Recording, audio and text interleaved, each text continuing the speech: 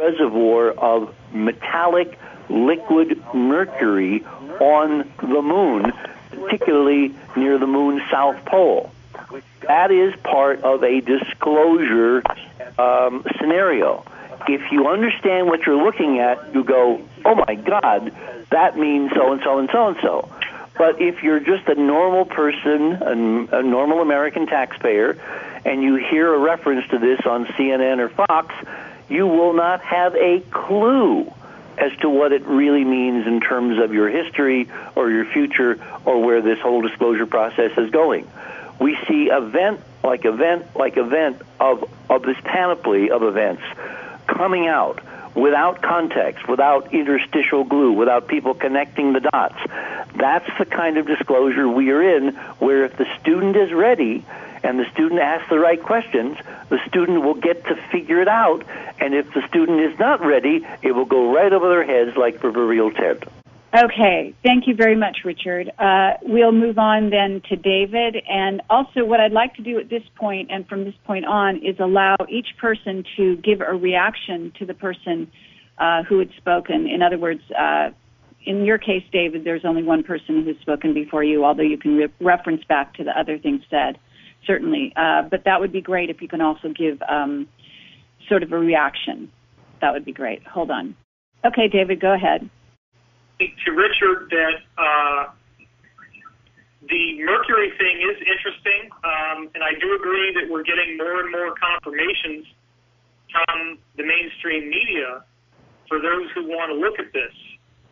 I want to also react to Richard's statement about the fact that he doesn't think there's going to be any sort of major announcement from the president or from official sources. There are different camps on that. I know, Richard, you also said that you don't want to listen to anything that insiders say. You don't want to take that as being serious. But nonetheless, it was something that happened where Bill and Kerry and I met with Pete Peterson, who told us that there was going to be such an official announcement at the end of November. Obviously, it did not happen. Everybody knows that, but we all have that common history in our background. Everybody listening to the show knows that this happened to us. I was in touch with Peterson not too long ago, who said that there were fully 5 different groups that actually mobilized to stop Obama from doing that. And one of the things I want to mention right now is that I do now have contact with an attorney who has multiple contacts in Washington, D.C. I have never talked about this guy before right now. I've never talked about him on my website or in any other radio show.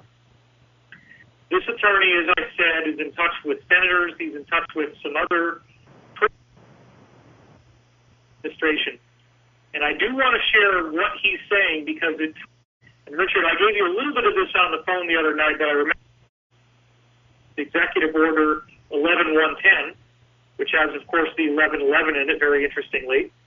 And Kennedy apparently was going to try to come out with a UFO disclosure.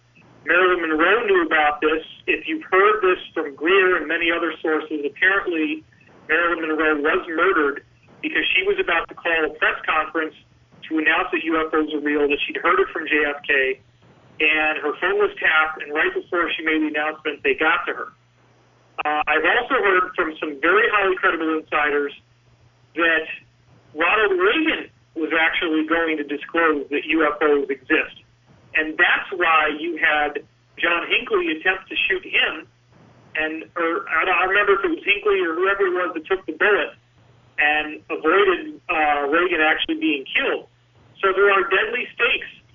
And, of course, we have the research of Grant Cameron, who reveals that the Clinton administration was working diligently to try to bring about disclosure, but they did not have the access. And Greer was talking about getting briefed by a sitting director of the CIA, and he was unable to get access. So these insiders within the government of the elected United States of America do not have access to the information. They really don't know very much about what's going on. But there are 2 approaches that are being talked about very seriously in the Beltway and that are actively underway. There is the executive approach and there is the legislative approach. These are the 2 branches that are doing this. Of course, the judicial It's primarily the Supreme Court. As far as I know, they are not a part of this. It's the executive and the legislative branch.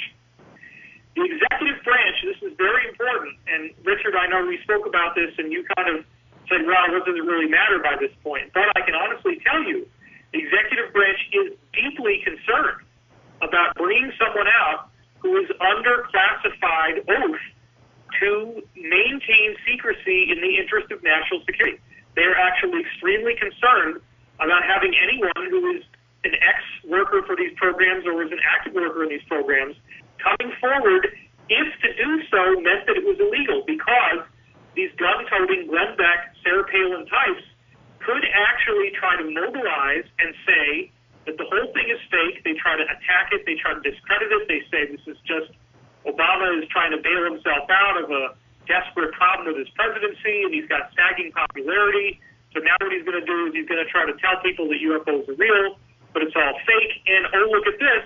He's manipulated this guy into breaking a national security oath. And guess what? That's a high crime and misdemeanor, which means, oh, goody, now we get to impeach Obama, and we get to take him out of office. This is one of the scenarios that they're trying to avoid. And I know a lot of people get down on Obama, but I honestly believe you would not be hearing so much about him negatively in the press if he was playing along with the script.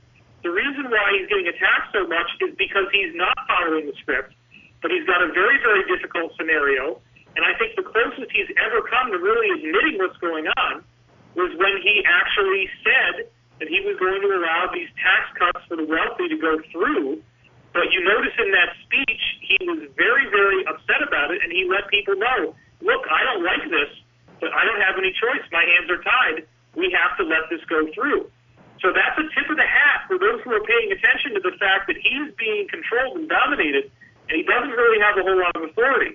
So here's what the executive branch has planned.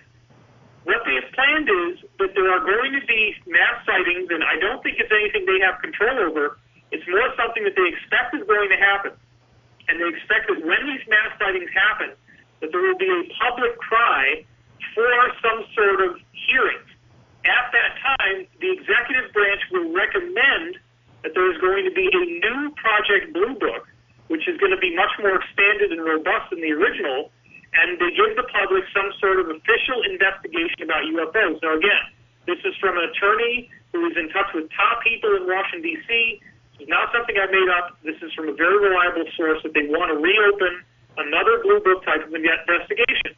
The legislative branch, at that point, would then have access to be able to subpoena people who do have classified national security oaths, and those people could then testify in accordance with the actual Dr. Stephen Greer Disclosure Project original idea that others have since picked up the ball and run with on their own. So the legislative branch actually has the constitutional ability and the legislative immunity to be able to subpoena the witnesses, to get people who've actually handled the wreckage, who've seen the craft, who've watched them power down nuclear missile installations, which has now been leaked out to the public. Honestly, at this point, if you don't believe that UFOs are real, you're mentally ill.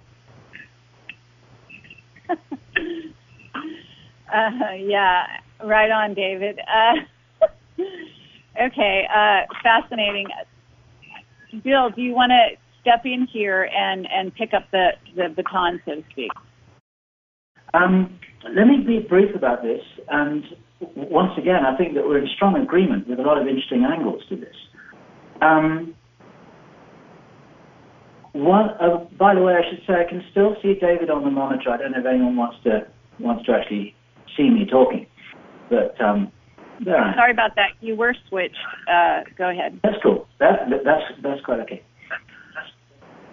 It's part of the way that the elite controllers on the planet are operating. It's part of their creed. It's part of their protocols, that everything is actually out in the open for people who are smart enough and aware enough and alert enough and bright enough to look. And the whole subject of the existence of UFOs is no exception to that of a number of other aspects, because ancient history is out in the open. Alternative science is out in the open. what's